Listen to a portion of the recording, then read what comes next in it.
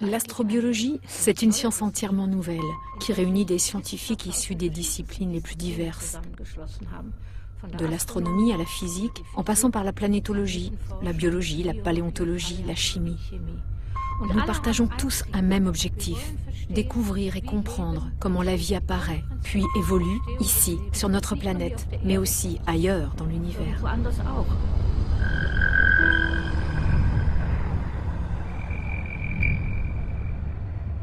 La chimie de l'origine de la vie, c'est un peu comme une recette de cuisine. Quand la recette est simple, les chances de succès, de répétition sont grandes.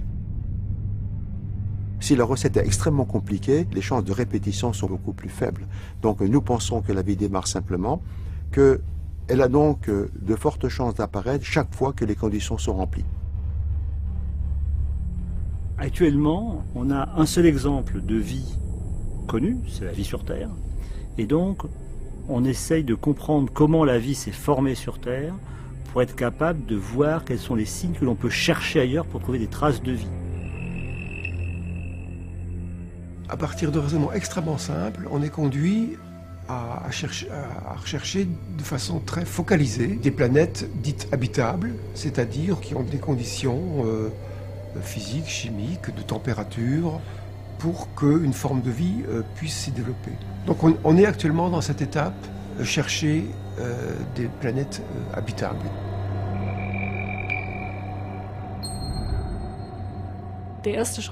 La première étape va être franchie en 2006 avec la mission COROT. COROT est un satellite muni d'un petit télescope de 27 cm de diamètre. Son but est de trouver des planètes en utilisant la méthode dite de transit. C'est la première mission qui va rechercher des planètes depuis l'espace.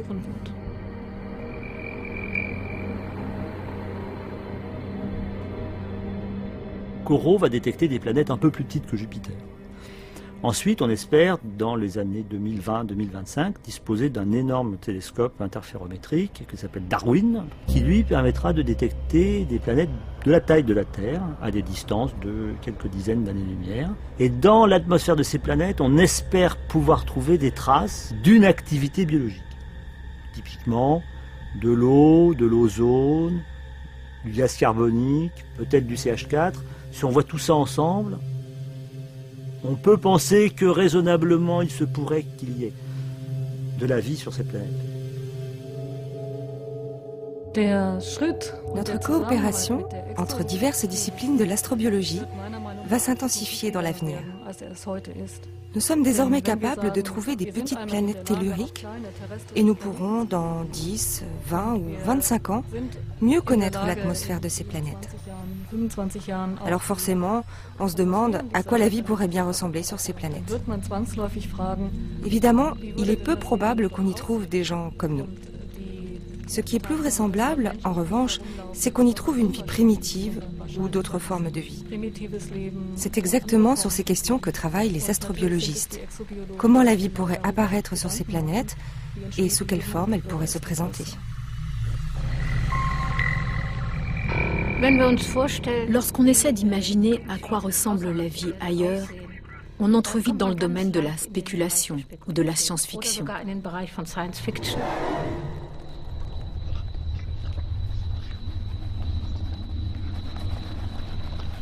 Alors, bon, la vie extraterrestre peut prendre éventuellement, on pourrait prendre des formes extrêmement étranges, surprenantes, qui sont le reflet d'une adaptation à un environnement.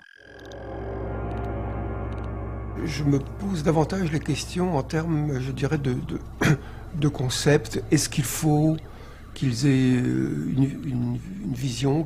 Quels organes d'essence minimum ils doivent avoir? Qu'est-ce qu'il faut pour se déplacer? Un des moyens simples, ce serait que ces organismes soient des boules qui roulent, plutôt que d'avoir des machins compliqués comme des membres avec des articulations. C'est pas très rationnel, ça. Ce serait plus rationnel d'avoir des êtres sous forme de boules qui roulent. Et je sais que ce sera faux, parce que la science apporte tellement de surprises qu'on se trompe toujours à vouloir prédire.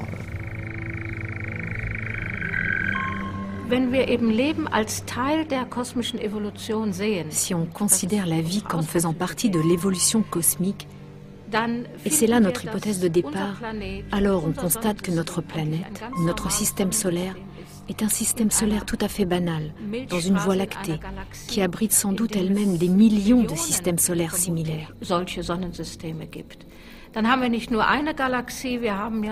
Et au-delà de notre galaxie, il existe des milliards d'autres galaxies dans l'univers. Il serait donc très surprenant, et même arrogant, de croire que notre planète, la Terre, soit la seule à abriter la vie.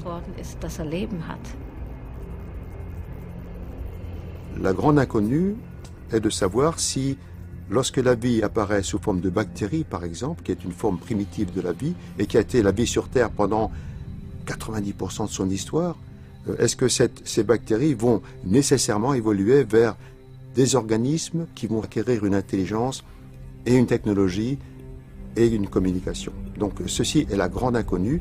Y a-t-il un déterminisme qui oblige les bactéries à évoluer vers des systèmes intelligents, ou est-ce que nous, en tant que civilisation intelligente, nous sommes le fruit d'un hasard qui aurait pu ne pas se produire et la vie terrestre aurait pu rester au niveau bactérien?